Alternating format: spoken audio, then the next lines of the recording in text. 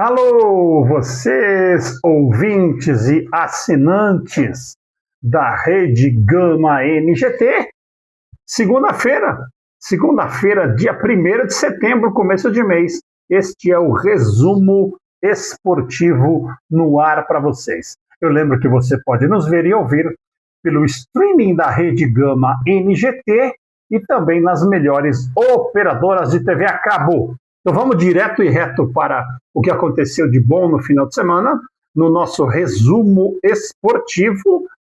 Muita coisa interessante, não só no futebol, masculino, feminino, como em outros esportes também. A rodada do Brasileirão começou no sábado com um jogo muito importante. No Castelão, 0 para o Ceará, 1 para o Juventude. O Juventude de Thiago Carpini vem subindo ladeira acima, atinge 21 pontos. O Carpini conseguiu fazer com que a sua equipe parasse de tomar gols. O Juventude, que era a pior defesa do campeonato, já tem alguns jogos que vem passado em branco. O goleiro Jandrei, tão maltratado no Morumbi, meio que escorraçado aqui no Morumbi, acabou salvando o Juventude, fazendo uma defesa milagrosa. Os saudosos vão lembrar que a defesa do Jandrei foi muito parecida com a defesa do Gordon Banks na Copa do Mundo de 1970, naquela cabeçada do Tostão, na cabeçada do Pelé, perdão. O Gordon Banks, e foi, aliás, a defesa do Gordon Banks foi considerada a maior defesa de todos os tempos. Eu diria que essa do Jandrei não foi assim, né? Mas um lance um tanto quanto parecido. 1 para o Juventude, 0 para o Ceará. E lembre-se, eu falei aqui no começo do resumo esportivo, no começo do campeonato. O Ceará conquistou pontos suficientes no início do campeonato para ter uma certa tranquilidade neste segundo turno, e é o que está realmente acontecendo. A equipe de Fortaleza vem perdendo muitos jogos, mas mesmo assim ainda está um pouco longe da zona de rebaixamento. No outro jogo da rodada de sábado, Botafogo 4, Bragantino 1. Eu diria que depois do Bragantino ter goleado o Fluminense e o Botafogo ter perdido outro jogo, eu diria que tudo voltou ao normal. O Bragantino não ofereceu nenhum tipo de resistência ao bom time do Botafogo. E nas mãos do David Ancelotti, vem mostrando uma forma de jogo diferente, vem encaixando os conceitos do treinador italiano, e o Botafogo vai sim subindo no Brasileirão. Agora tem o Brasileirão apenas, né, porque a Copa do Brasil só vai ser jogada no mês de dezembro. Então, tanto o Botafogo quanto o Corinthians podem agora aprimorar os seus elencos para chegar na Copa do Brasil, que é o título que realmente eles vão disputar em condições de título. Fechando a rodada, um resultado normal para quem não viu o jogo. Para quem viu o jogo, um resultado absolutamente surpreendente num Mineirão lotado, 1 para o Cruzeiro, 0 para o São Paulo.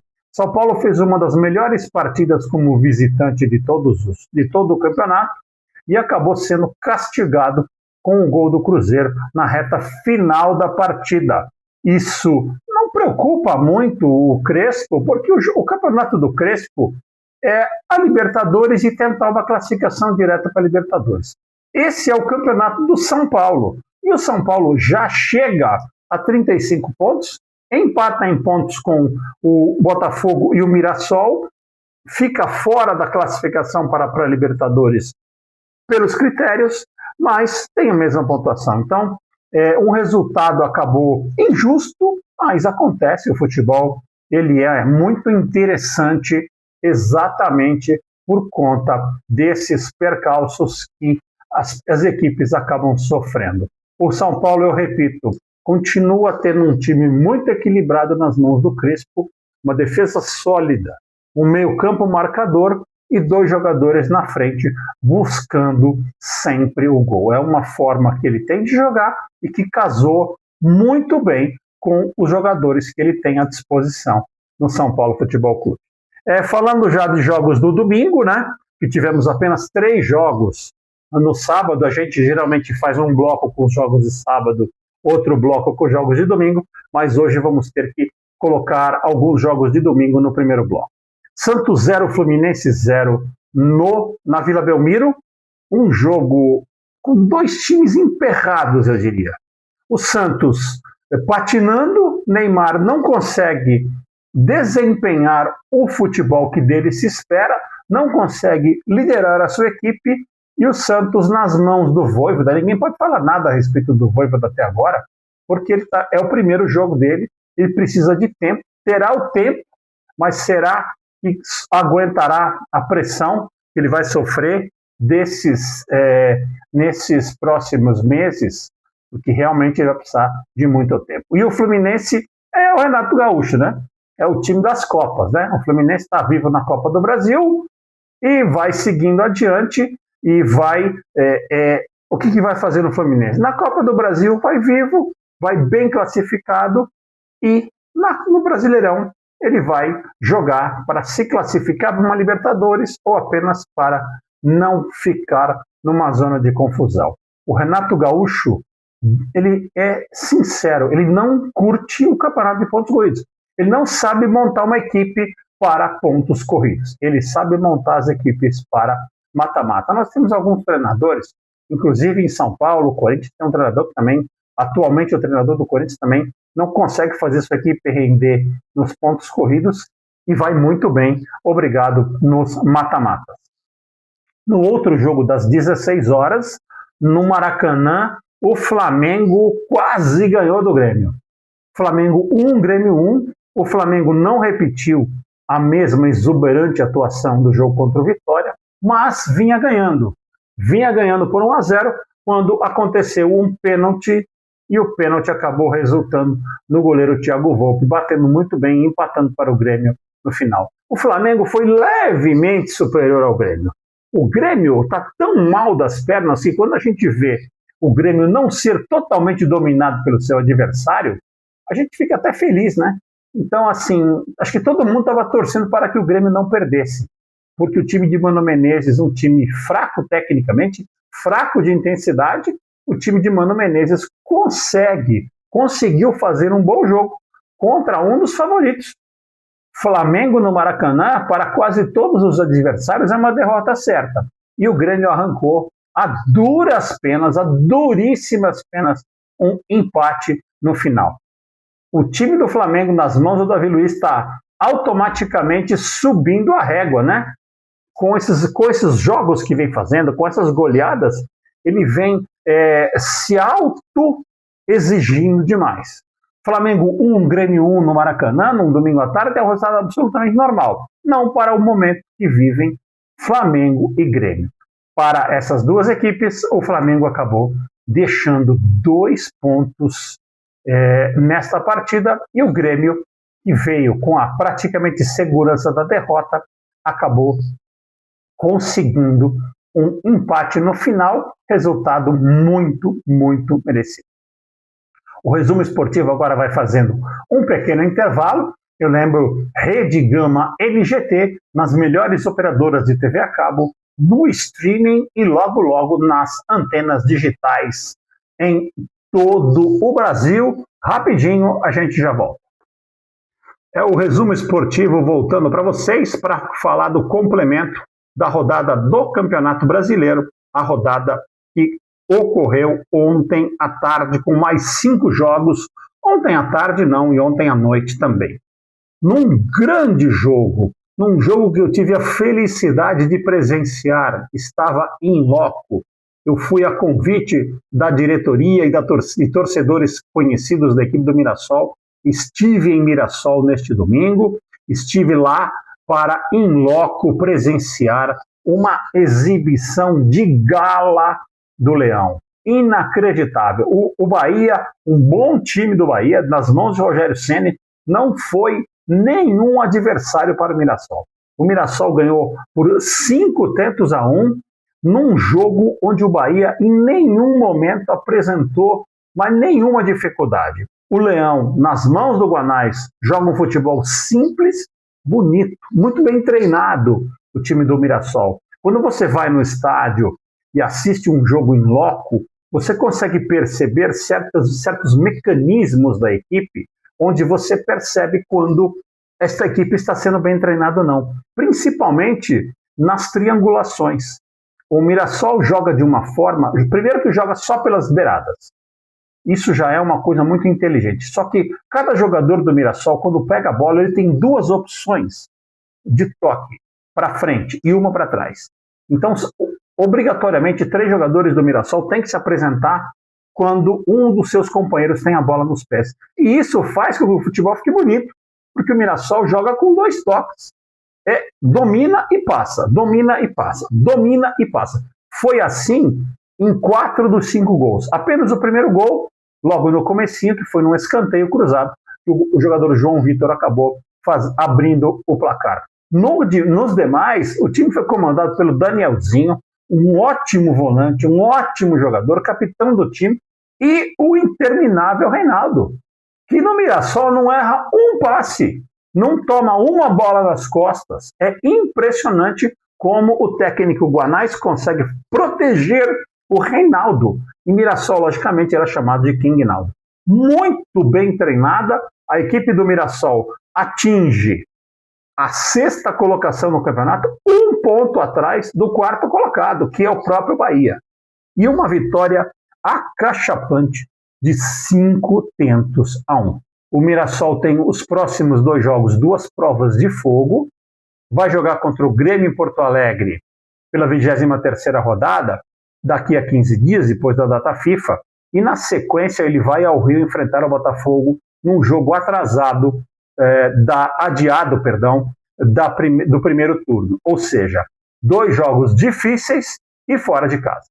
Se o Mirassol conseguir voltar dessas 2 partidas com no mínimo 2 pontos, eu diria que essa equipe do interior vai conseguir um objetivo que ninguém esperava, que é brigar por uma vaga na tão sonhada glória eterna, na tão sonhada Copa Libertadores. Bom, já falei muito do Mirassol, né? Vocês devem estar achando que eu virei torcedor do Mirassol, mas depois da tarde que eu passei ontem na cidade de Mirassol, é impossível você não gostar dessa equipe. Inclusive, vocês que nos acompanham, eu farei, entre hoje e amanhã, vou fazer um programa especial sobre a minha estada em Mirassol, o que eu presenciei naquela cidade, o que eu presenciei, a alegria das pessoas por estarem jogando a Série A de um campeonato brasileiro.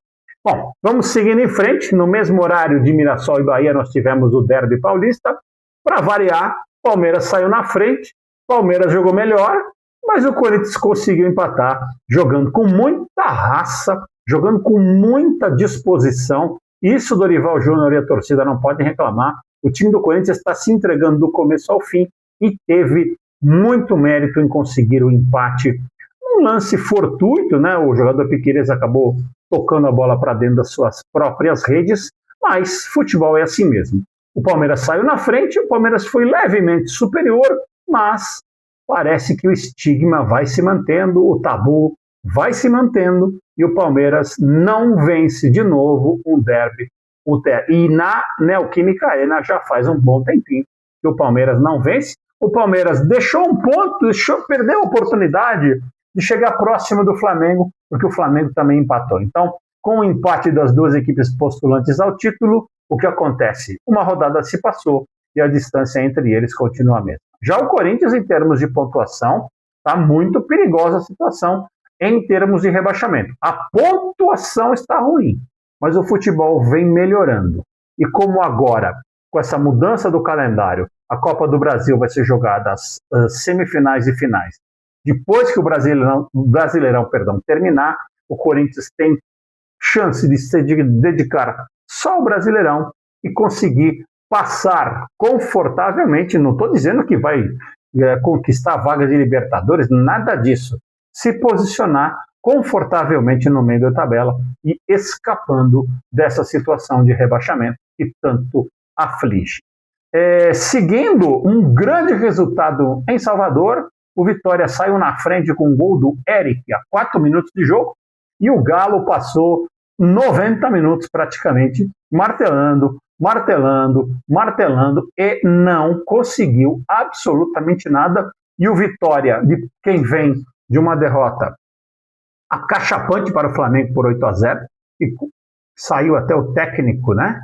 O técnico Carpini acabou sendo demitido por causa disso.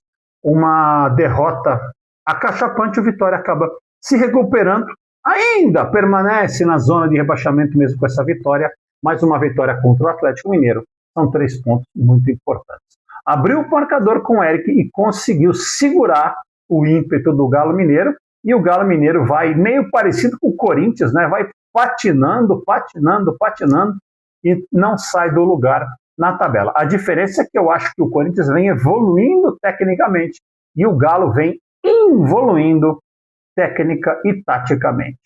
No penúltimo jogo que a gente vai analisar aqui, né? O Sport Recife fez um grande jogo contra o Vasco. Eu diria que depois de Mirassol e Bahia, esse foi o grande jogo da rodada. 2 para o Sport, 3 para o Vasco. O Vasco, a lá Fernando Diniz, com os seus toques envolventes, com a sua forma bonita de se ver, né? Quem não torce para o Vasco gosta de ver o Vasco jogar, porque é muito legal. Toques, jogadores procurando espaços vazios, procurando arriscar, correndo riscos, né? E é um jogo bonito. Ninguém pode dizer que o time do Fernando Diniz joga feio. Ele joga muito bonito, mas eu não sou torcedor do Vasco e é por isso que eu gosto muito de ver o time do Vasco jogar. Já o Sport perde mais um jogo, agora perde um jogo na Ilha do Retiro, continua com 10 pontos e, na minha opinião, não é maticamente, mas já é virtualmente o primeiro rebaixado com 10 pontos. Ele precisaria de 35 pontos no que resta do campeonato para escapar da zona da degola, o que eu não acredito vai acontecer. Infelizmente, o time da Ilha do Retiro, ano que vem, vai estar na Série B. E fechando a rodada, num jogo muito chato tecnicamente, um jogo difícil, um jogo amarrado, um jogo que 0-0 seria o resultado ideal e nota também pelo jogo. O Internacional acabou batendo Fortaleza por 2-1, empurrou mais ainda o Fortaleza para o fundo do poço. O técnico Paiva não consegue fazer seu time jogar, mas ontem não merecia perder. Não merecia perder, como também não merecia ganhar. Um 0-0, como eu disse, ia muito bem de nota, ia muito bem de resultado. Mas o Inter acabou conseguindo a vitória por 2-1, saiu na frente, tomou o empate e acabou fazendo o segundo gol nos pés de Vitinho. O jogo foi tão ruim que mesmo com a vitória, os jogadores do Internacional foram apupados na saída do estádio, ali na zona mista. Alguns torcedores que não são torcedores, né, foram meio que infiltrados de jornalistas, tirar satisfações com Roger Machado e os seus comandados, coisa que não deve acontecer. Eu acho que torcedor tem que torcer, apupar, até xingar, quer xingar, xinga, mas não passe disso e nem pode passar do momento de partida, dos 90 minutos. Acabou os 90 minutos, vamos cada um para sua casa, porque todos nós temos afazeres mais importantes do que ficar sofrendo e remoendo o futebol. Existe um cronista muito famoso aqui em São Paulo, chamado Milton Neves, e eu, quando uso frases de colegas, não me poupo de dizer. E ele tem uma frase perfeita: o futebol é a coisa mais importante das menos importantes que a gente tem na vida. Vamos agora dar uma passadinha rápida na classificação, que tem ainda o Flamengo na ponta com 47 pontos. O Cruzeiro vem em segundo com 44, mas tem 2 jogos a mais. Palmeiras é o terceiro com 43. E o Bahia, que mesmo goleado, é o quarto com 36. Teoricamente, são os 4 que jogariam a Libertadores se o campeonato terminasse agora, mas ainda tem Copa do Brasil para ser campeão, Copa Libertadores. Então, esse G6 pode até virar um G7, um G8. Na quinta colocação temos o Mirassol com 35. Na sexta, o Botafogo com 35. Ambas as equipes com 35 pontos, mas o Mirassol vai pelos critérios de desempate à frente do Botafogo. Seriam esses os 6 que passariam para a Libertadores do ano que vem. Na zona de rebaixamento, a gente tem o Vitória com 22 pontos abrindo a turma, o Juventude vem se recuperando com 21, Fortaleza com 15 e Sport Recife com 10 fecham o quadro daqueles que seriam rebaixados se o campeonato terminasse hoje. Volto a dizer, na minha opinião, Fortaleza e Sport dificilmente vão ter forças matemáticas para sair dessa situação. Já o Vitória e o Juventude, além de terem melhorado sua pontuação, vem melhorando a sua condição técnica. Ambas as equipes tiveram boas vitórias nesse fim de semana, então aí tudo é possível. Então o esportivo vai fazendo mais uma parada e já já voltaremos com o futebol feminino e outros esportes. Não se esqueça, Rede Gama NGT nas melhores operadoras de TV a cabo. Voltamos ao resumo esportivo para o terceiro e definitivo bloco. Vamos falar um pouquinho do futebol feminino, que teve o Campeonato Brasileiro Feminino, apresentou as suas finalistas, nos apresentou as suas finalistas nos jogos de volta das semifinais. Corinthians 2, São Paulo 2 no Canindé. O Corinthians acabou se classificando, acabou passando nas penalidades.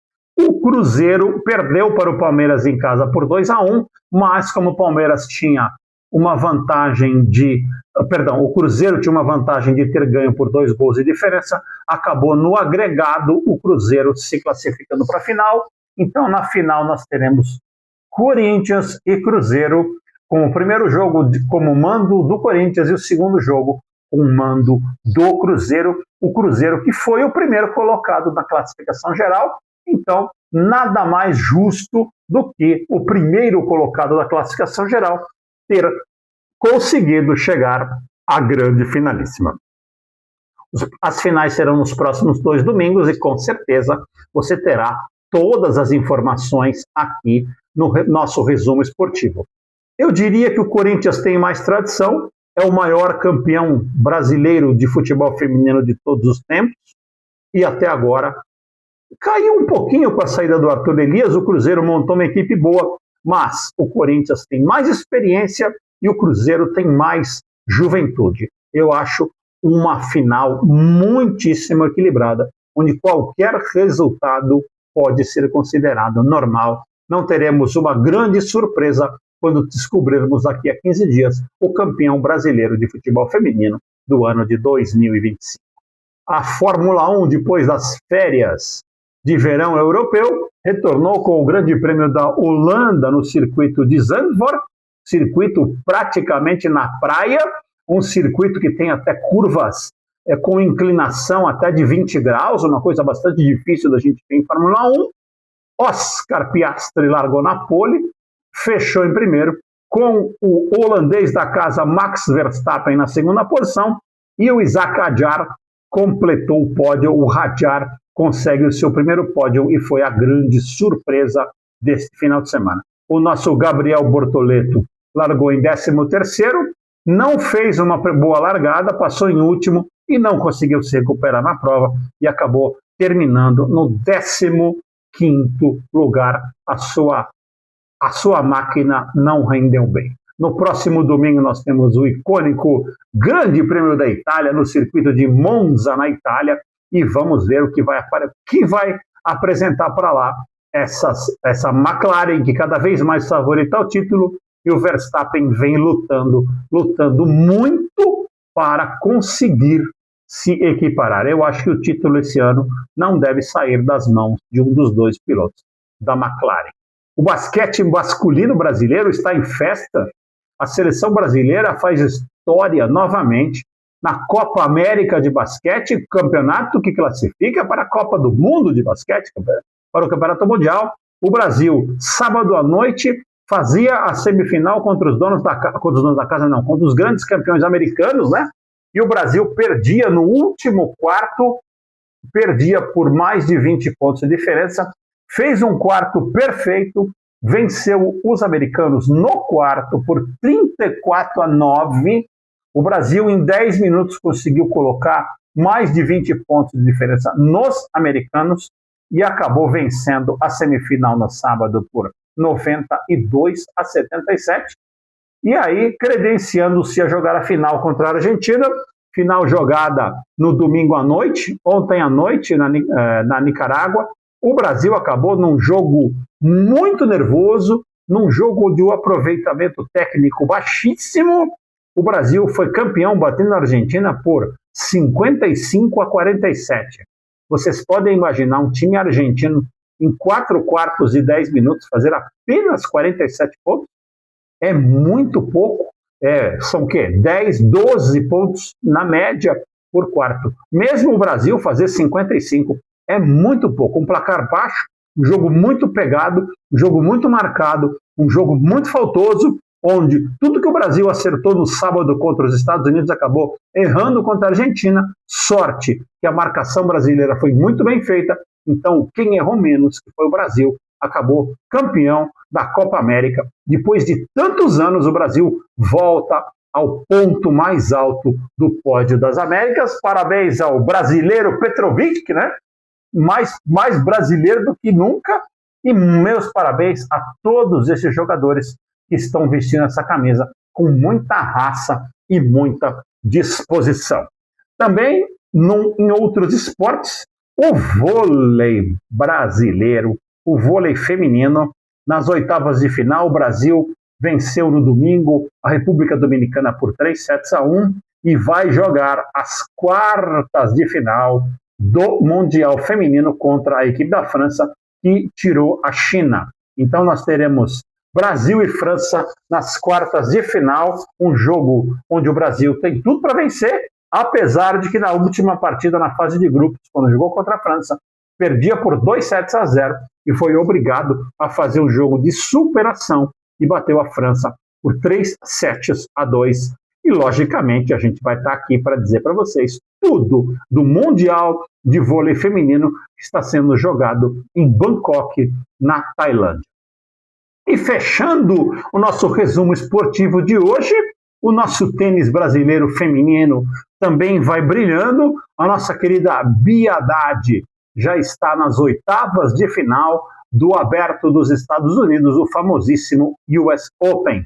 Eu lembro que oitavas de final significa que ela já está entre as 16 melhores jogadoras deste torneio, e se ela conseguir uma vitória na noite desta segunda-feira contra a americana Anisimova, ela entra nas quartas de final, resultado que ela já atingiu o ano passado, e aí deve pegar nas quartas de final a cabeça de chave número 2, a polonesa Iga Swiatek, num jogo que deve ser muito duro. Mas vamos indo ponto a ponto, e a Bia conseguiu chegar à quarta rodada, a fase de oitavas de final, num torneio de Grand Slam, uma coisa muito difícil de acontecer. No lado masculino, o nosso Fonseca, né, o João Fonseca, ficou na segunda rodada. O garoto de 19 anos continua brilhando, não é fácil você jogar um Grand Slam na idade dele, e em todos os 4 Grand Slams que ele disputou, ele passou a primeira rodada, e no US Open ele ficou na segunda rodada.